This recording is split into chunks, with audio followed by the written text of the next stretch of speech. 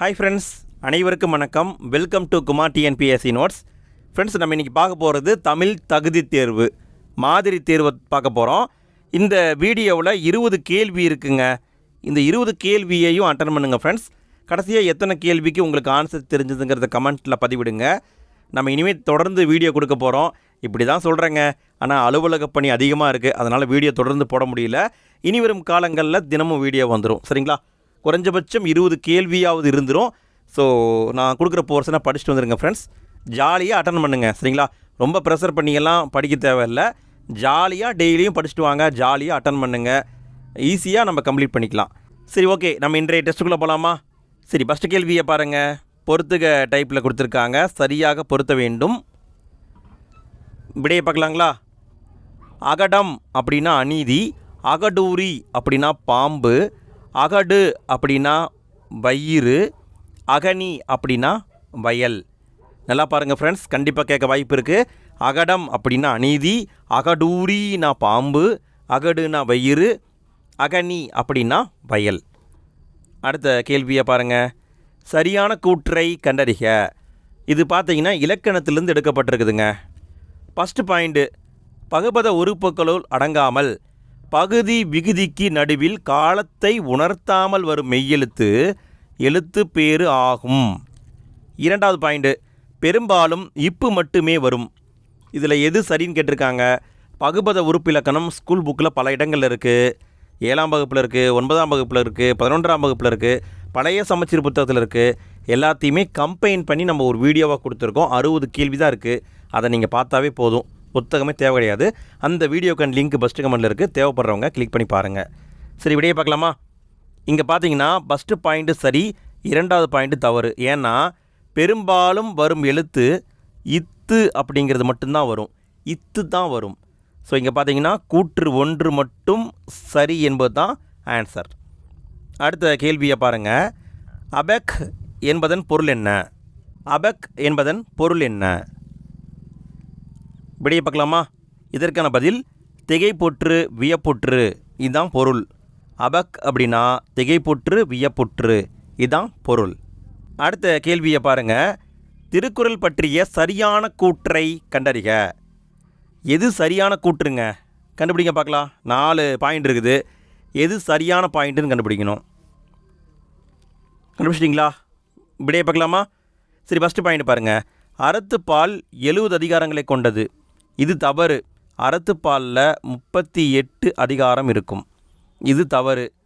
அடுத்த பாயிண்ட்டு, பொருட்பால் 38 அதிகாரங்களை கொண்டது. தவறு. பொருட்பால் தான் 70 அதிகாரம் கொண்டது. மூன்றாவது பாயிண்ட்டு, இன்பத்துப்பால் 25 அதிகாரங்களை கொண்டது. இது சரி. அப்போ இதுதான் கரெக்டு. அடுத்ததையும் பாருங்கள். 7 சீர்களை கொண்ட ஈரடி அகவற்பாவால் ஆனதுன்னு கொடுத்துருக்காங்க. தவறு. திருக்குறள் என்பது வெண்பாவால் ஆன நூல். வெண்பா அப்படின்னு வந்திருக்கணும். ஸோ இங்கே சரியானதுன்னா மூன்றாவது பாயிண்ட் மட்டும்தான் சரி. அடுத்த கேள்வியை பாருங்கள். ஒரு சிம்பிளான கேள்வி. தமிழ் மொழி அழகான சித்திர வேலைப்பாடமைந்த வெள்ளித்தட்டு, திருக்குறள் அதில் வைக்கப்பட்டுள்ள தங்க ஆப்பிள், தமிழ் என்னை ஈர்த்தது, குறளோ என்னை இழுத்தது என்றவர் யார்? தமிழை இப்படி சொன்னவர் யாருன்னு கேட்டிருக்காங்க. விடையை பார்க்கலாமா? இப்படி சொன்னவர் டாக்டர் க்ரவுல். இவர் தான் சொல்லியிருப்பாங்க. இந்த கண்டென்ட்டு பழைய சமச்சீர் புத்தகம் 7ஆம் வகுப்பில் இருக்குது. அடுத்த கேள்வியை பாருங்கள். தமிழ் பிறமொழி துணையின்றி தனித்து இயங்குவது மட்டுமின்றி தலை தோங்கவும் செய்யும் என்று சொன்னவர் யார்? தமிழ் பிறமொழி துணையின்றி தனித்து இயங்குவது மட்டுமின்றி தலை தோங்கவும் செய்யும் என்று சொன்னவர் கால்டுவெல். கால்டுவெல் தான் சொல்லியிருப்பாங்க, கால்டுவெல். அடுத்த கேள்வியை பாருங்கள். பெற்றோரை குறிக்கும் அம்மை அப்பன் என்னும் சொல் எந்த நாட்டு சொல்? பெற்றோரை குறிக்கும் அம்மை அப்பன் என்ற சொல் எந்த நாட்டு சொல்? விடை பார்க்கலாங்களா? விடை நாஞ்சில் நாட்டு சொற்கள். நாஞ்சில் நாட்டு சொற்கள். அடுத்த கேள்வியை பாருங்கள். சரியான கூற்றை கண்டறிக. 2 பாயிண்ட் கொடுத்துருக்காங்க. எது சரின்னு கண்டுபிடிக்கணும். சரி, விடையை பார்க்கலாங்களா? பாருங்கள். ஃபஸ்ட்டு பாயிண்ட் பாருங்கள். தமிழை தாய்மொழியாக கொள்ளாதவர் எவரும் முயற்சி வருத்தமின்றி எளிதாக தமிழை கற்க இயலும். இரண்டாவது பாயிண்ட், காரணம் தமிழ் இடையின ஓசை கொண்ட மொழியாக உள்ளது. இந்த இரண்டில் எது கரெக்டுங்க? விடையை பார்க்கலாங்களா? இதுக்கான விடைன்னு பார்த்தா ஃபஸ்ட்டு பாயிண்ட் கரெக்டு, இரண்டாவது பாயிண்ட் தவறு. ஏன் தவறுனா, தமிழ் மெல்லோசை மொழி. நல்லா கவனிங்க, தமிழ் என்பது மெல்லோசை மொழி. அப்போ இங்கே பார்த்தீங்கன்னா கூற்று 1 மட்டும் சரி என்பது தான் விடை. அடுத்த கேள்வியை பாருங்கள். அகதக்காரன் எனப்படுபவர் யார்? அகதக்காரன்னா யாருங்க? இது அவுட் சோர்ஸுங்க. அகதக்காரன் எனப்படுபவர் யார்? விடையை பார்க்கலாங்களா? மருத்துவன். மருத்துவனை தான் அகதக்காரன்னு சொல்லுவாங்க. அகதக்காரன்னா மருத்துவன். அடுத்த கேள்வியை பாருங்கள். சரியான கூற்றை கண்டறிக. 4 கூற்றில் எது கரெக்டுங்க? எது சரியான கூற்று? கண்டுபிடிங்க பார்க்கலாம். கண்டுபிடிச்சிங்களா? விடையை பார்க்கலாமா? சரி, விடையை பாருங்கள். நன்செய் அப்படிங்கிறது தான் கரெக்டு. அப்போ 3, 4 இந்த இரண்டில் ஏதோ ஒன்று சரியாக இருக்கணும். பயிருன்னு வரக்கூடாது, பயறு அப்படிங்கிறது தான் கரெக்டு. அப்போ இதுதான் விடை. நல்லா கவனிங்க, நன்செய் அப்படி தான் வரணும், பயறு அப்படி தான் வரணும். இதுதான் கரெக்டு. உழவன் நன்செய் நிலத்தில் பயறு விதைத்தான் என்பது தான் கரெக்டு. அடுத்த கேள்வியை பாருங்கள். பொறுத்துக. கலைச்சொற்களை சரியாக பொருத்தணும். பொறுத்துங்க பார்க்கலாம். வீடியோவுக்கு லைக் போடுங்க ஃப்ரெண்ட்ஸ். டெய்லியுமே நான் சின்ன சின்ன தலைப்பாக இனிமேல் கொடுக்குறேன், படிச்சுட்டு வாங்க ஃப்ரெண்ட்ஸ். ஜாலியாக வந்து அட்டன் பண்ணுங்கள், சரிங்களா? அதாவது ரொம்ப கஷ்டப்பட்டு ஒரு பெரிய டெஸ்ட்லாம் அட்டன் பண்ண போகிறோம் அப்படிலாம் வேண்டாம். ஜாலியாக விளையாட்டாக படிச்சுட்டு வாங்க. டெய்லியும் 2 பக்கம் 3 பக்கம் படித்தாவே ஒரு 100 நாள் கழித்து பார்த்தீங்கன்னா எத்தனையோ பக்கங்களை நீங்கள் படிச்சிருப்பீங்க. சரி, ஓகே, விடையை பார்க்கலாங்களா? பாருங்கள். புக்கு டீலர்ஸ் அப்படின்னா புத்தக பகுவாணிகர். புத்தக பகுவாணிகர். அடுத்து புக் பைண்டர்னா புத்தக கட்டகர். புக்கிங் ஏஜென்ட்னா பதிவு முகவர். புக்கிங் கவுண்டர்னா ஏட்டு பதிவகம். அடுத்த கேள்வியை பாருங்கள். காலையில் கண் விழித்ததும் திருக்குறளை முதலில் படித்த இங்கிலாந்து ராணி யார்? காலையில் கண் விழித்ததும் திருக்குறளை முதலில் படித்த இங்கிலாந்து ராணி விக்டோரியா மகாராணிங்க. விக்டோரியா மகாராணி. அடுத்த கேள்வியை பாருங்கள். திருக்குறளுக்கு மிகச்சிறந்த உரையை எழுதியவர் யார்? திருக்குறளுக்கு மிகச்சிறந்த உரையை எழுதியவர். அந்த காலத்தில் 10 பேர் உரை எழுதியிருக்காங்க. இதுக்கான பதில் பரிமேலழகர் தான் மிகச்சிறந்த உரை எழுதியிருப்பாங்க. பரிமேலழகர். அடுத்த கேள்வியை பாருங்கள். உலகத்தின் மிக பழமையான நிலப்பகுதியான குமரிக்கண்டத்தில்தான் தமிழ் தோன்றியதாக கூறும் நூல். உலகத்துடைய மிக பழமையான நிலப்பகுதி குமரிக்கண்டம், அது அழிஞ்சிருச்சுங்க. அந்த பகுதியில் தான் தமிழ் உருவாச்சுன்னு சொல்லக்கூடிய நூல். விடையை பார்க்கலாங்களா? விடை தண்டி அலங்கார மேற்கோள் செய்யுள். தண்டி அலங்கார மேற்கோள் செய்யுள். அடுத்த கேள்வியை பாருங்கள். நாட்டுப்புற இசையின் எளிமையை கையாண்டு கவிதைகள் எழுதியவர் யார்? நாட்டுப்புற இசையின் எளிமையை கையாண்டு கவிதைகள் எழுதியவர். விடையை பார்க்கலாங்களா? விடை பகுத்தறிவு கவிராயர் என்பது சரி.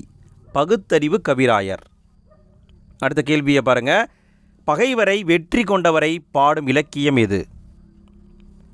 பகைவரை வெற்றி கொண்டவரை பாடும் இலக்கியம். விடையை பார்க்கலாங்களா? விடை பரணி என்பது கரெக்டு. பகைவரை வெற்றி கொண்டவரை பாடும் இலக்கியம் பரணி. அடுத்த கேள்வியை பாருங்கள். சரியான கூற்றை கண்டறிக. 2 கூற்று கொடுத்துருக்காங்க, எது கரெக்டுன்னு கண்டுபிடிக்கணும். சரி, விடையை பார்க்கலாங்களா? ஃபஸ்ட் பாயிண்ட் பாருங்கள். ஒரு தொடரில் செய்யப்படும் பொருள் இருக்க வேண்டும் என்ற கட்டாயம் இல்லை. கூற்று 2, செய்யப்படும் பொருள் தோன்றும் தொடர் சுருக்கமாக இருக்கும். இதுக்கான விடைன்னு பார்த்தா கூற்று 1 மட்டும்தாங்க சரி.